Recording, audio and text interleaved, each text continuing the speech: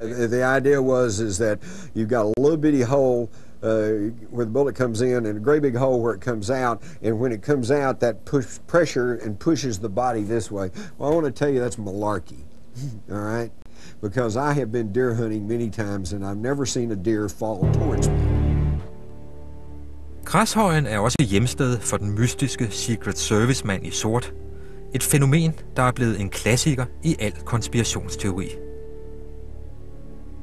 Seconds after the shooting, a Dallas police officer, standing almost directly below the window of the book depository, started running toward the grassy knoll. A woman said, "They're shooting the president from the bushes." So he ran down the street here, and he rounded the corner, and he encountered a man dressed in a coat and tie who showed him Secret Service credentials and said, "I'm with the Secret Service, there's nothing going on up here." So the cop left him alone.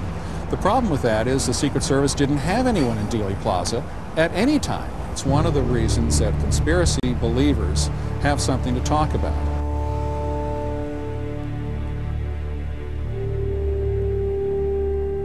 Er de forvirret af de mange modstridende påstande? Det er de ikke ene om. I 70'erne nedsatte USA's kongres et udvalg, der efterforskede mordet på ny. Efter et års arbejde med nye vidner og tekniske undersøgelser, var udvalget nået frem til, at Oswald var den eneste gerningsmand. Men så dukkede der pludselig helt nye akustiske beviser op. Back in the mid-70s, the theory was advanced, and I'm the one who started it, that the assassination may have been recorded inadvertently by one of the police motorcycle officers in the motorcade. And the House Assassinations Committee in the late 70s took this theory seriously. They located what they thought was the original Dallas Police Department recording of the radio communications.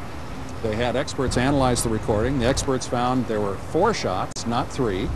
And of the 4, the third came from the grassy knoll. The others came from the book depository. So based on that, primarily, the House Assassinations Committee concluded that there was a conspiracy to kill President Kennedy, although Oswald was the one who actually killed him. So the bottom line on this is that there are 2 official versions of what happened. The Warren Commission saying Oswald did it alone, the House Assassinations Committee saying Oswald did it with help.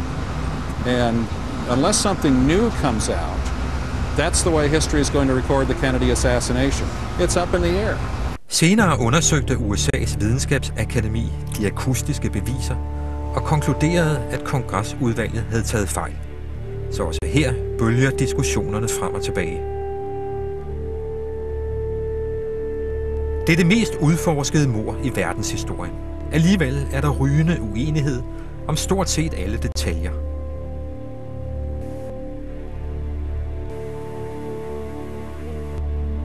Der er skrevet tusindvis af bøger og artikler for og imod konspirationsteorierne. Og alene hele debatten om den magiske kugle ville kræve en helaftens udsendelse på tv. Mange vidneudsagn og tekniske beviser peger på Lee Harvey Oswald. Men der er så mange løse ender og mystiske detaljer, at der også i de næste 40 år vil være masser af stof for konspirationsfolkene og deres modstandere. Hey, it's more fun to believe in conspiracy, for one thing.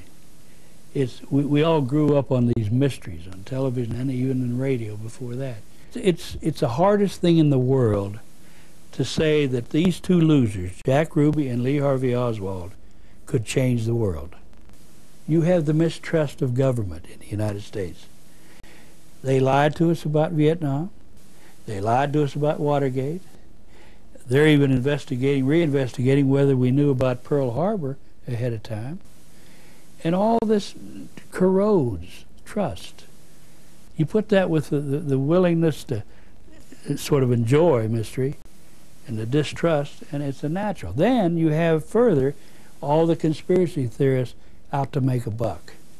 That is an argument point that was in a CIA document that was issued back in the 70s, which told some of their agents how to respond to critics of the Warren Commission.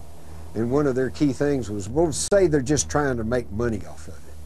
Well, excuse me, but don't we all have to have money to live? Doesn't the New York Times print stories so people read it, so they'll buy the newspaper, so they'll buy advertising, so they can make money?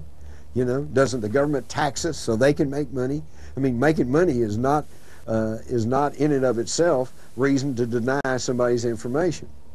Yes, there have been some flaky books written about the Kennedy assassination, and yeah, there's a lot of people who've tried to write articles and generate interest in this whole thing, but that's not, it wouldn't be there if the conspiracy hadn't existed in the first place.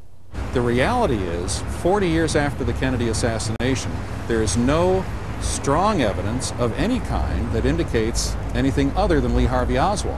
Now, that doesn't mean that there wasn't a conspiracy of some sort. There could have been. There's just no evidence of it.